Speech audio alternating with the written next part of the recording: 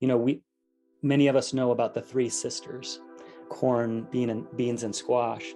And we had a robust discussion in our class about that. It's really the four sisters or the four siblings, because human beings are part of that too. Human beings are the ones that choose those seeds and plant them together, and that the three sisters wouldn't quite be the three sisters unless there was another sibling involved.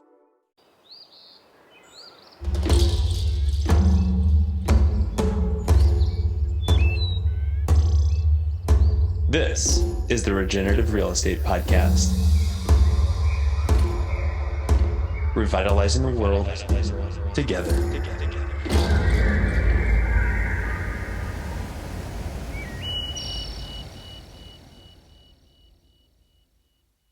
Welcome to the Regenerative Real Estate Podcast. This is your host, Neil Collins. It is a show that is supported by our work at Latitude Realty. In it, we explore our natural and built environments and how they can be used as a force for good. The show sets out to inspire impactful ideas, meaningful change, human wellness, and ecological restoration through interviews and easy-to-digest conversations. Our guests range from industry leaders to iconoclasts, from both well-known figures to everyday people leading extraordinary lives. This is a show for people looking for education and inspiration on how real estate can be done differently. Hey everybody, welcome back to another show, the Regenerative Real Estate Podcast. And I have been really looking forward to this show, actually this guest and the stories that hopefully will unfold today with Mark Voss out of Madison, Wisconsin. And I got to tell you, Mark, this morning, I was getting ready for this podcast, and my wife, Alyssa, who you know, was walking out the door with her son, Lucas. They're going to school. And she said, Neil, do you know who your podcast guest is today?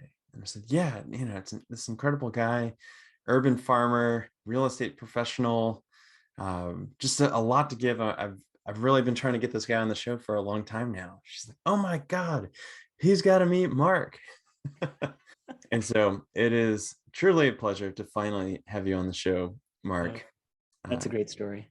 Yes. Thank you for joining us today. Thank you very much, Neil. It's quite an honor to be with you. As you know, I've gotten so much inspiration and knowledge from the titans of regenerative thinking that you've had on the show. And I hope that I have something to offer here to the listeners. Well, that's a great place to pick up, because I think that you do have something to offer. And if anything, there's a lot of storylines about your life and about what you've been doing that I know little snippets of that I'd like to pick up the thread. So if anything, this is more a self-interested inquiry into who you are and how you have come to do what you're doing, which is really, as I see it, understanding land and real estate and community and wholeness. And it is something that I think is best picked up, as with a lot of the shows, of where did you grow up and what was childhood like? Because I know that you headed off abroad. And so maybe that gap of growing up to young adulthood would be a great place to start. Sure.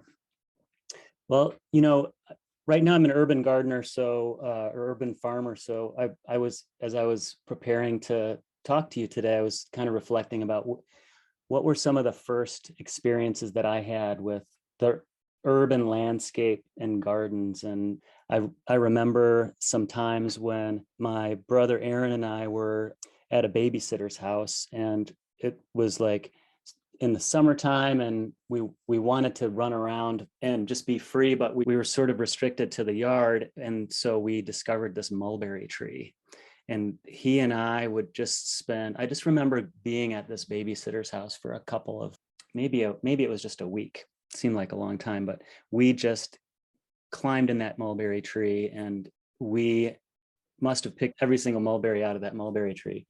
And it was just like it was a great experience together. And it was also just a real exploration.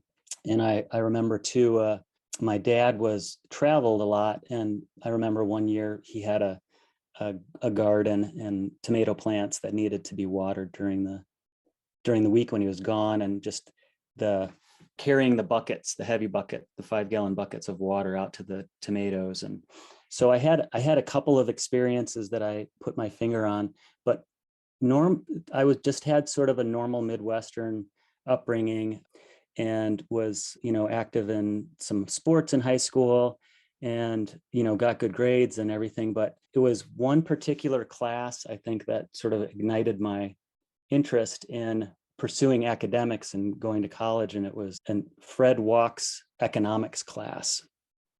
And this was in the 80s. So it was Reagan and Milton Friedman and supply side economics and return to the gold standard and the stock market. And it was like, I was on fire. Like I was became this conservative economic wonk, and ended up becoming an econ major at the University of Illinois in Urbana, and was excited about learning more about economics. And I was also interested in traveling the world, as you mentioned, and ended up signing up to study in France as a junior in college. And as that time approached to leave in the fall of my junior year, I realized that I hadn't really seen the United States very much. And so I asked my roommate at the time, one of six, Brady, if he'd like to go on a little cross-country adventure and see some different parts of the United States. So when I went to France, I could talk to my new French friends and know something about the United States and where I came from, besides Illinois, and I had spent summers also at my grandparents' house in Wisconsin on Lake Geneva. And so I knew that area, and I knew central Illinois, and that's really my knowledge of my own country was pretty limited. So we loaded up in 1974 powder blue Ford Pinto, and we started driving. And we drove to Iowa City, Iowa, where his sister Nicole was studying in graduate school in English. Stayed with her for a little while, and then we headed straight south to New Orleans. And I know that you're from Louisiana, so this might be interesting to you that I had an awakening in Louisiana, and it changed me. We were driving on I-55 headed towards New Orleans, and we were on this, these elevated pylons, this causeway with, it just blew my mind that there was this, probably even at that time, multi-billion-dollar structure that was cruising, and people were cruising at 70, 80, 90 miles an hour. And just on the other side of that were people living in abject poverty in the bayous. And it just it slapped me hard in the face. And I shrugged off my previous sort of conservative values and just thought there's got to be a way that we can pull together and make sure that everybody is taken care of, because that wasn't being done. Our priorities were wrong.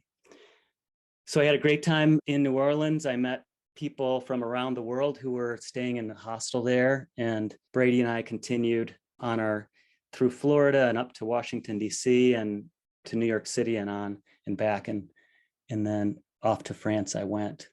So I wasn't expecting to go there, but it was a real epiphany that I had. And it was a real shift in my mindset as I traveled across the United States. And I'm so glad I did.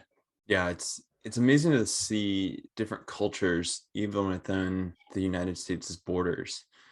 And whenever you go to a place like Louisiana, that it is it could be its own country, because the culture is so different, and it's got this amalgamation of French and Italian and Creole and African heritages that really blend together to create something truly fascinating. And so it doesn't surprise me that you had something stir there. And I know that you've now gone to France, but you are also another Peace Corps volunteer like myself. Where did you end up going to Peace Corps, and why did you go to Peace Corps?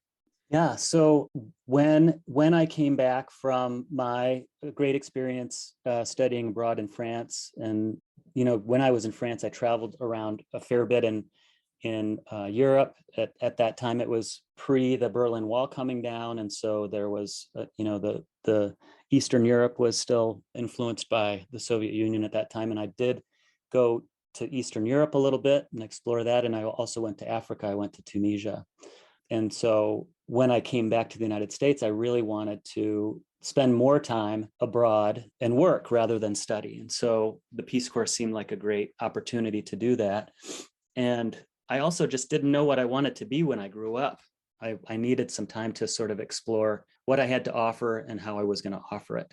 And so having a chance to live abroad and work and learn about a new culture seemed like a really good way for me to kind of parse out my place in the world.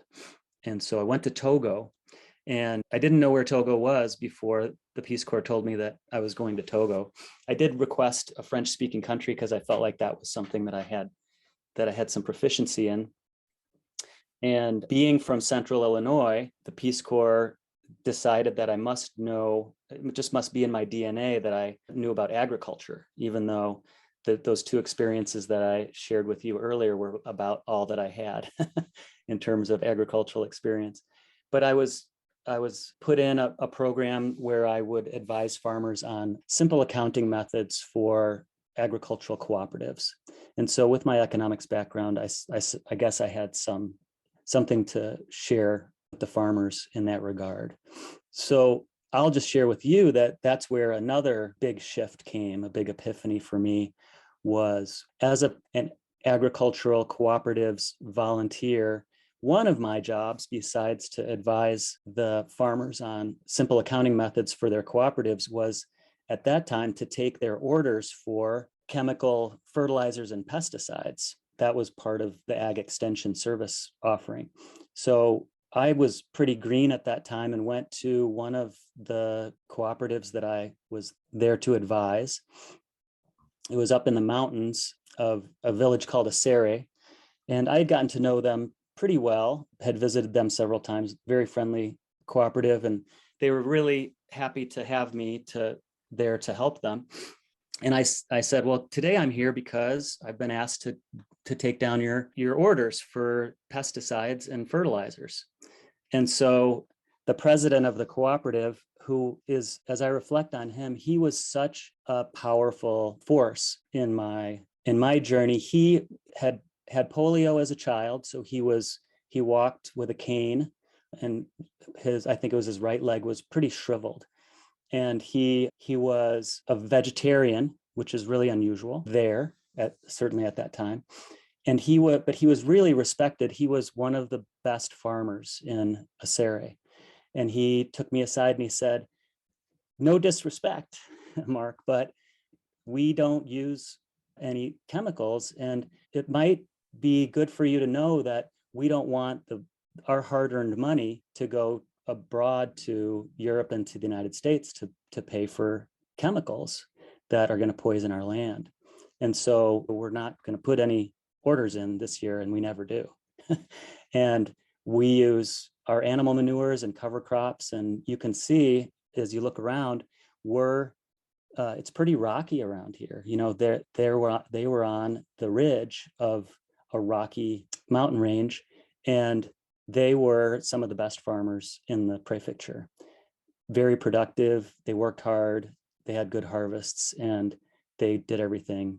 They didn't call it organic, but that's what they did. They did it as they'd done for a long time before. So as I became more familiar with how they did their farming, we formed a deep friendship, and I went to them a lot for advice, not just about farming and about working with other farmers, but just about life and what was important to them, because they lived close to the land. They laughed a lot. They had good relationships. It was really a special village. That's incredible to get that wisdom from an elder, to say you're welcome, but don't show up here peddling your pesticides. he did it in such a gentle way too. Like I just was so open to what he had to say, and it made so much sense. And, I just put that responsibility aside. I didn't perform that duty during my Peace Corps service. That was not part of what I did. Let's jump from there, where it sounds like the seeds of something got planted, of understanding that there is a different way, to your time in Japan. I want to try to make that bridge here. And yeah, that's a big jump, but it's but it's an important one. It's a good one. So I came back from the Peace Corps. I got my teaching degree in San Francisco and had some great professors that really thought outside the box about what education was, and learned so much from them. And so then I had my degree. I sort of knew what I was going to be when I grew up. I was going to teach, but I also knew that I didn't want to teach in a conventional way in a conventional school, and that I wanted to create some kind of a learning experience for kids that happened on a farm, or it evolved in a garden, and where all of the disciplines would be there in the garden, or on the farm, to create projects and to pursue learning, and through sort of a project-based approach. And so through a series of decisions and occurrences, I knew that I wanted to do that in Wisconsin. But I didn't have money, and I also still had that itch to travel more before I sort of ended up back in the Midwest, and was going to sort of settle down, embark upon this farm school, or this big project. So I remember saying to myself, financially speaking, this is the best waste of time available. Not that anything that I did in that ensuing year and a half was a waste of time. It was, I just needed to, I knew that I needed to go and do something and earn some money, and think a lot more, and sort of let that farm school idea marinate a little bit and develop. And so there was this great program called the Japanese Exchange of Teachers, and I applied for it and I got it. And they said, where would you like to be stationed? Where would you like to be posted? And I had come across, in between my Peace Corps days and my decision to go to Japan, I'd come across Masanobu Fukuoka's book, One Straw Revolution, which was had a big impact. And so I requested to be on the island of Shikoku, which is the most agricultural island in Japan. And I requested to be in Ehime Prefecture, which is where he lived. And I didn't get Ehime Prefecture, but I did get the island of Shikoku. So I was in Kochi Prefecture, and it was there that I had my first, well, I would say my second garden. In Togo, I had a garden with another Peace Corps volunteer, Bill Hanrahan, and we plowed that hectare with oxen. And that's another story. That's another episode. But I landed in Japan, and one of the first things I asked from my supervisor was if he knew anybody that had some land where I could garden. And I think that took him by surprise, because he wasn't a gardener, and he'd never, it was the last thing he expected one of his English teachers to ask him for. But he connected me with some farmers in the outlying area, and one of my fellow English teachers and I had a garden, and we used hand tools, and we connected with the local farmers there who were lending us their land, and they thought we were pretty funny, because we would ride our motorcycles or our bicycles out there all, as often as we could, working with our hand tools. And, they wanted to help us with their tractors. And we said, no, we just want to do this as simply as we could, being inspired by Fukuoka. And so I landed there in Kochi, and after asking for a place to garden, I asked if anybody knew Fukuoka, and could they help me meet him. And no one did. but I did get a friend to help me write a letter.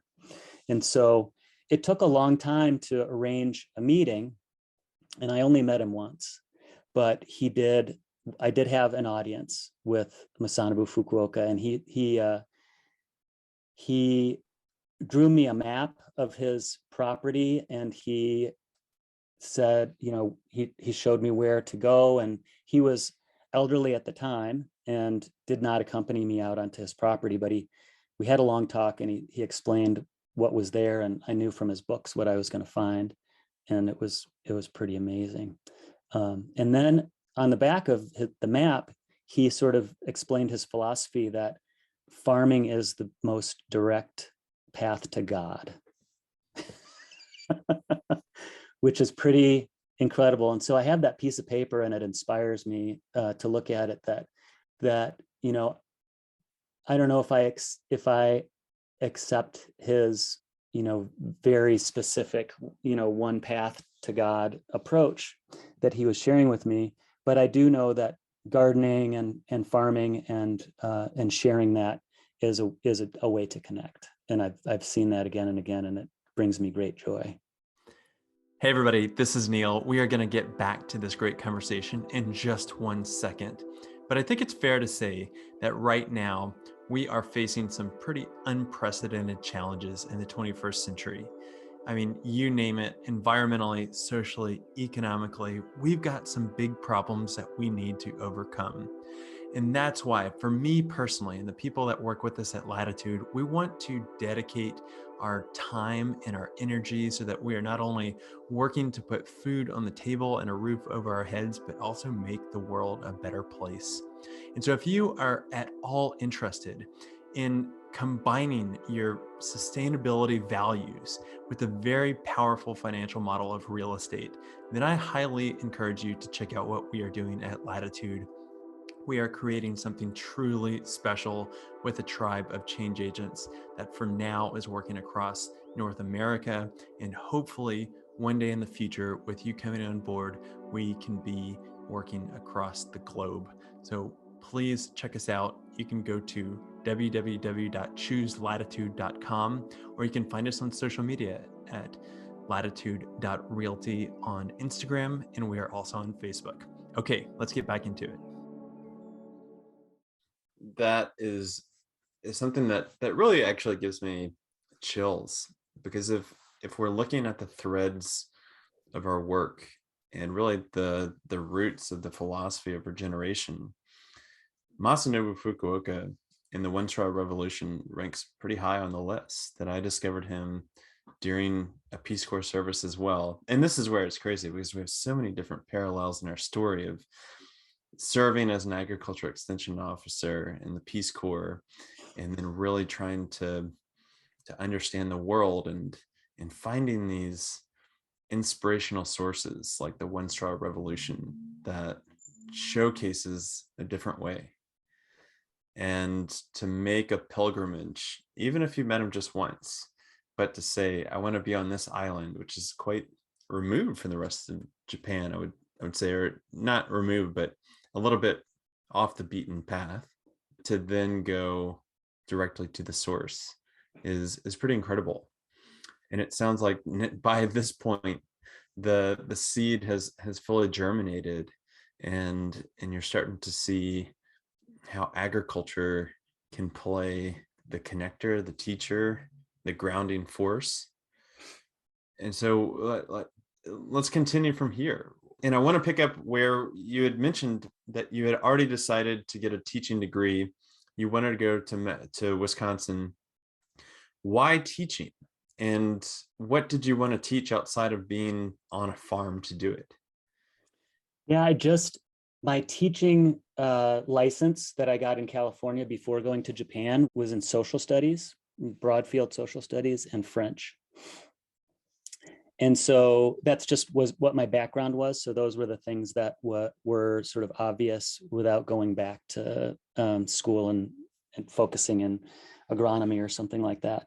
But what became clear to me was that all of the important disciplines, or all disciplines, can be learned on on a farm. You can write and read literature about growing food and being connected to a rural landscape. The history is there. Certainly biology and chemistry are there. Math is there for, construction and planning and projecting, and statistics and economics is there. So it just seemed like such a fertile place for students to have an experience. And it could be, I think that in those days, my thinking was like a semester where students could come and spend a semester and really explore their curiosity and propose projects and have enough time to plan it and execute it and reflect on it. And so when I got back from Japan and went back to Wisconsin, I knew that that's what my ultimate goal was. But apart from having a few experiences in Togo and Japan growing my own food, I didn't know how to farm. And so I came to South Central Wisconsin, to the Madison area, and spoke with some people that I trusted about how I should learn about farming. And I got through a series of conversations, I got connected to a farm in southeastern Wisconsin that was a community supported agriculture farm, organic and biodynamic. And it was located adjacent to, really close to, Michael Field's Agricultural Institute, which is a really powerful biodynamic think tank. And Michael Fields in turn was associated and got a lot of inspiration from Dick and Ruth Zinnecker, who were biodynamic practitioners and really had sort of this direct line back to Germany and Switzerland to Steiner. And I was so privileged to be like doing the daily work of raising vegetables for a community of subscribers and having frequent interactions with the Zinneckers and Michael Fields. In fact, one of my favorite learning memories is having breakfast with Dick and Ruth and having Ruth's amazing fresh baked rolls with farm butter, and just hearing Ruth and Dick talk about how they farmed and how they gardened. And they talked so much, not just about raising the plants and they were also dairy farmers and animal husbandry of the herd, but how they brought the community into what they did. And they had frequent community gatherings where people would bring food together and we would do different rituals and that had to do with the biodynamic preparations and honoring different seasonal changes. And I grew a lot. It was really impactful to be in that place. And I just knew that I was there to learn so that then I could have that knowledge and become a CSA farmer myself, and then hopefully teach in the future. What do you think it was about biodynamics that really struck you? And go a little bit deeper on that, because I think this is another thread that really runs throughout the certainly regenerative agriculture field. Yeah, I think, there's what resonates for me personally with biodynamics is that, and I have to be transparent that I don't understand it, but there's a connection between what biodynamics in my mind does is it creates a connection between the cosmos, cosmic energy, and the farm. And then in turn, between the farm and the people who are nourished from the farm because of the energies that are imbued via the biodynamic preparations.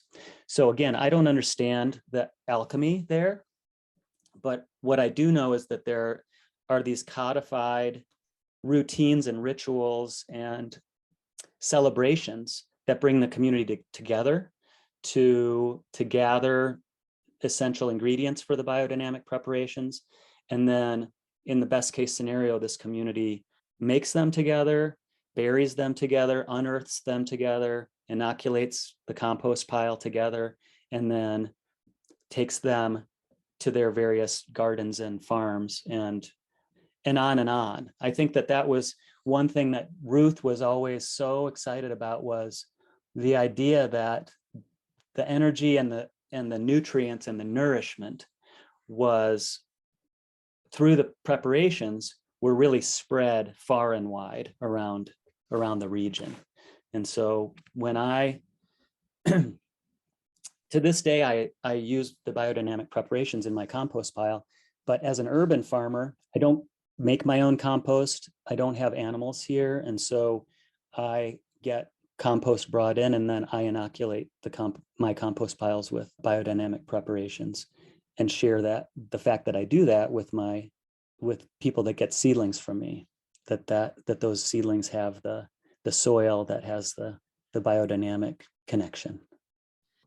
The overtones of community is really the thing that I pick up on, and taking that into a career, really, because it sounds like by now you're starting to get your feet under you. And I'm wanting to take this into the teaching track, as well as your urban farming track, of what did that look like over the years, and how did you combine the two, or maybe you didn't combine the two, but what did it look like to go into the school system, as well as to want to pursue farming in Madison, Wisconsin, which is a pretty agrarian friendly, or in farmer friendly place, if there is one. Yeah, Madison, Wisconsin has so much to offer someone who wants to go into organic agriculture, and that's why I came here. There was a sensibility about food and local food that I had a feeling if I farmed well, I would find my tribe. And so I gathered together some friends, one of whom was my good friend and, for all intents and purposes, brother, Manny Francis, who I farmed in Japan with, joined me on my first farm in the Madison area, along with 3 other people. And we started a farm on some rented land called Drumlin Community Farm. And that's what we did. We did full time. There were 5 of us. We had this cooperative farm, and I don't remember how many people we had. Maybe we had 60 members, something like that. And it was a great community. It was just so great. And we were successful. We fed a lot of people. We had several community festivals. And when it was time to renew our lease, I think that our landlord saw how much fun we were having and how successful we were. And they must have thought we were making a lot of money, because they doubled the rent. And we couldn't make that work. So we just put the word out to our community that we needed to move. And it broke our hearts, because we'd put so much into developing that space. And we were really happy there. It was rural, but nearby. And one of our community members said, "We have a place for you in the city." And it was a 5-acre parcel in the city. And it was a field riddled with weeds, and it had a house on it. It was just amazing. And so we transplanted ourselves there into the city. It was around this time that I met my wife, Michelle, and we decided that we were going to start a family. So I'm kind of fast forwarding through this, but we had that urban space. We remained Drumlin Farm, and we brought together more community members, and we created a very productive space there too in the city.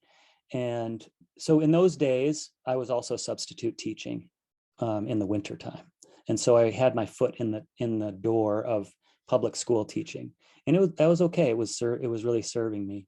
And fast forward a little bit more, and Michelle and I married, and we looked for farmland, and we just couldn't afford it. And so I took a job as a full-time teacher. It was offered to me by one of the teachers that I had substitute taught for a lot, retired. And so I stepped into that position. And as we were expecting a baby, I decided that I needed to have a little bit more conventional income, put it that way. And because we couldn't afford rural land at that time, we resolved that we were going to find a place in the city that we could in growing food for people. And so that's where we are now, here in Madison, on a third of an acre at Voss Organics.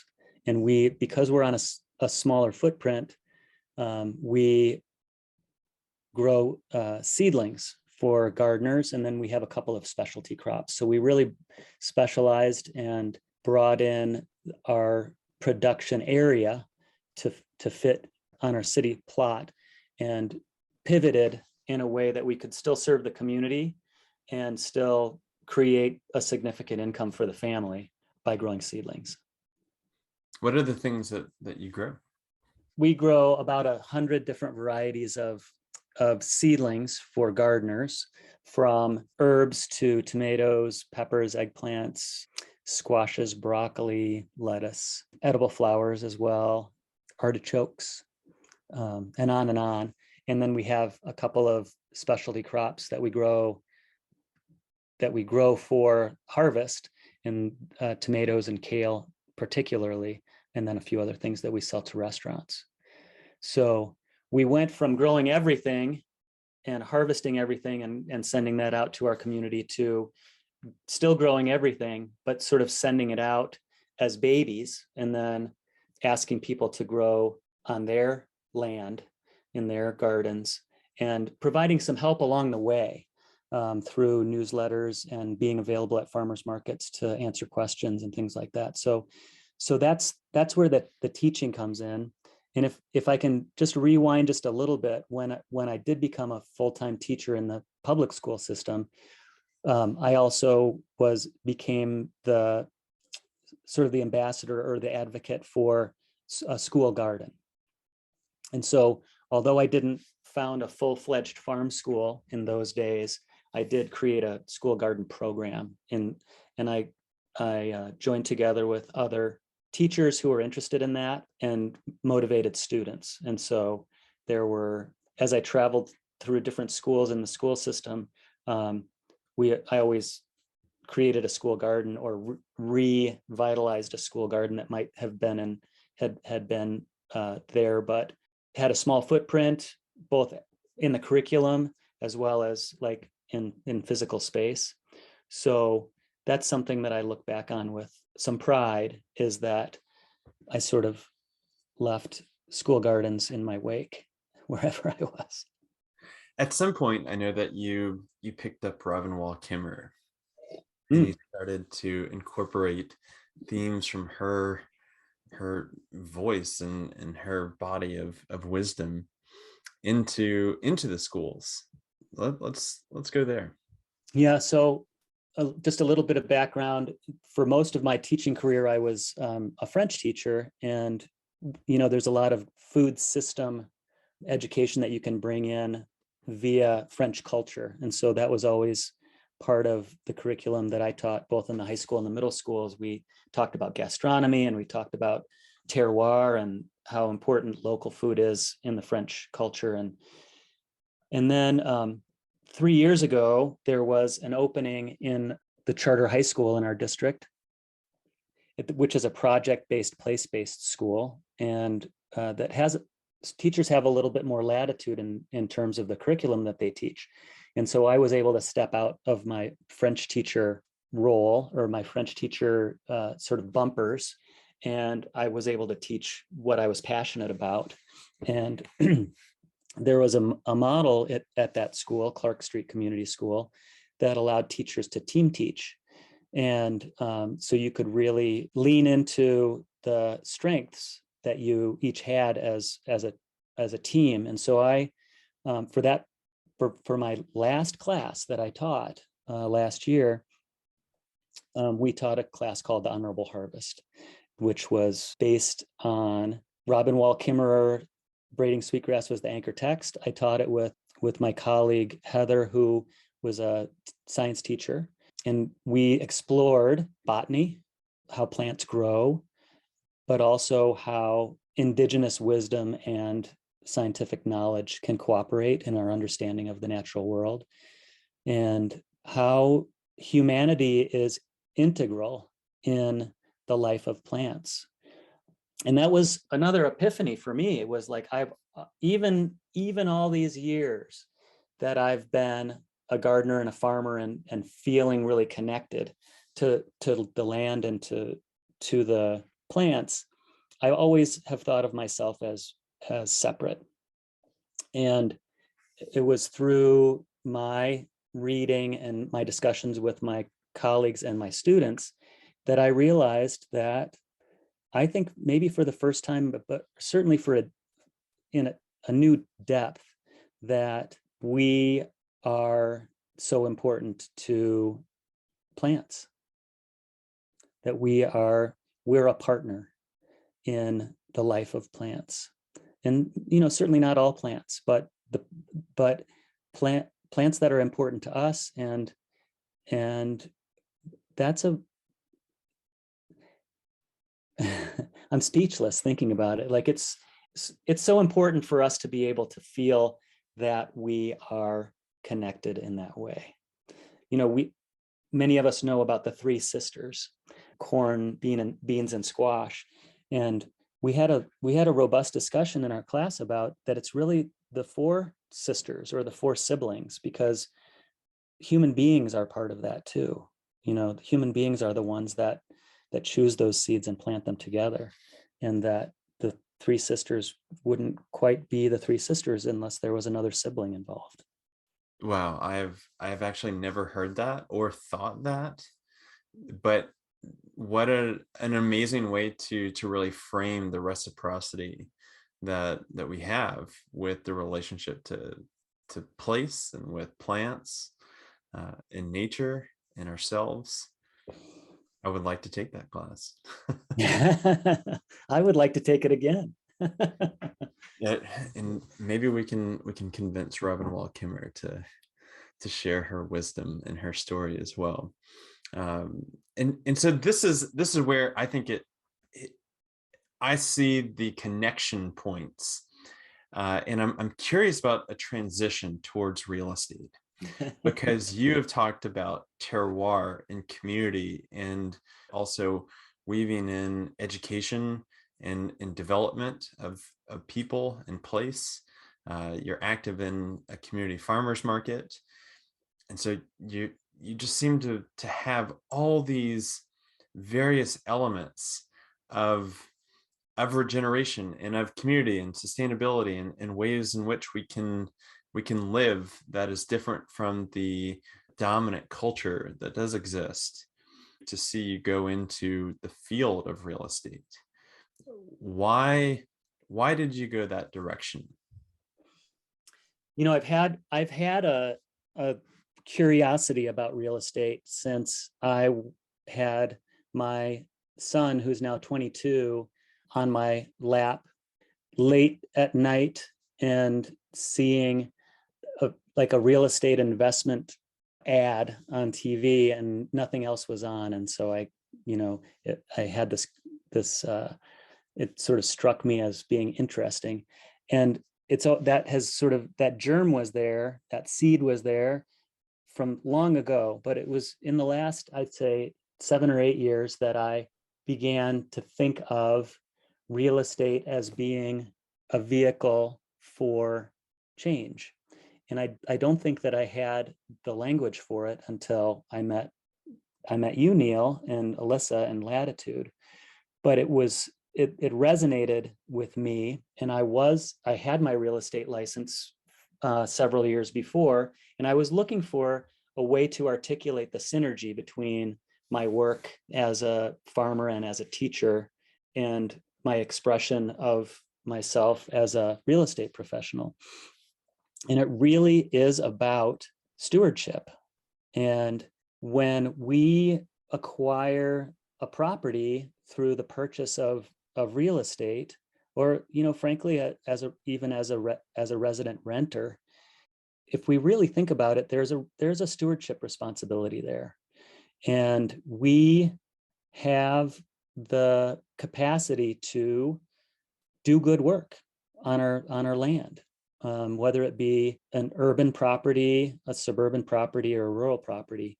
And I want to be an instrument of education for my clients who newly acquire a property, who are looking at a conventional property and want to see the possibility. If I can help them through conversation and connecting them with other service providers who can bring that regenerative lens, that to me it's the highest service.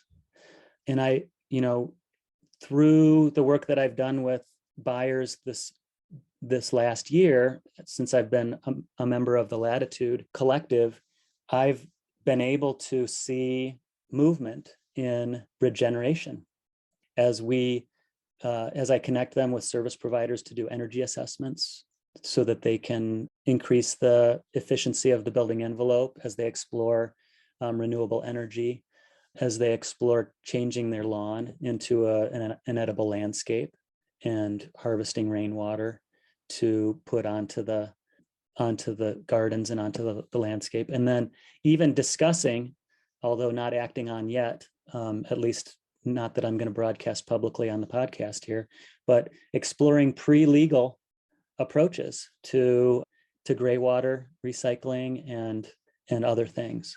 So it's exciting. It's exciting to work with these clients who've become friends, to help them wherever they are to get to wherever they want to go. And I'm not the expert, but I can be a connector, and I love learning right along with them. And you say that you might not be the expert, but what's so extraordinary is that you actually have shown through a very tangible example a story of transformation of what can be, even in an urban setting. And that's what's so fun to know that you have such a body of work and experience of really walking the walk before you even talk the talk, and to really help shepherd and guide people through that process of not just how do we go find our dream home, but how do we create something that could exist. And I see you as being able to ask such generative questions that unlocks a lot of the possibility in that. Where I think that I'm curious about how you see yourself within the real estate industry is what really excites you about the possibilities that are on the horizon from your eyes. Being an educator, I think that I have a lot of passion about education, and I feel like not just educating my particular clients who I'm helping in a transaction, but just putting out there to all potential real estate clients that they should expect their real estate professional to have fluency in educating them about how to steward their property once they've acquired it. I feel like that's the work of our age right now, is to make where we live no longer part of the extractive economy, but part of the productive economy, going from a footprint of negativity to a handprint of positivity. And I have a lot of gratitude to Latitude for putting me in touch with the Living Future Institute, International Living Future Institute, which and I've been through their accreditation, and they have an ambassador program that allows education to go out to people, not just people who are in the building professions, but all people who live in structures and work in structures, and to have a sensibility that the built environment can be an instrument of positive social change. So that's what I'm excited about, is talking to young people who are in school, maybe in high school or in college, and exposing them through coursework to this lens of regeneration in the built environment. Mark, it's truly an extraordinary example of a life well lived. And I'm sure it hasn't been without roller coasters, as life is, but it's deeply inspiring. And there is an amazing storyline that I'm glad that we at least get to scratch on, because I'm sure we could go even further. If people wanted to check out your work, because you've got a couple of different things going on, what is a good way for people to find more about you and maybe the seedling business that you have and your real estate business? Yeah, well, they can check out vossorganics.com for seedlings and musings about life in the garden, or they can go to chooselatitude.com/Mark Voss for my bio and recent transactions and my network of ecosystem service providers here in Madison and South Central Wisconsin. Yeah, fantastic. Mark, it has been a pleasure. Thank you for truly being a leader in the regenerative real estate space and a leader in your community, because I don't think that Madison would be what it is without even if it was just a very different reality of what you had in your head, to see the work that you've done there. What an amazing experience, and we're blessed to have you as part of Latitude. So thank you for coming on today. Well, it's been a real privilege, Neil. I've learned so much from your other podcast guests, and I've been looking forward to being with you today. So thank you for having me. Okay, everyone, that is a wrap. Thank you so much for tuning in to another great episode.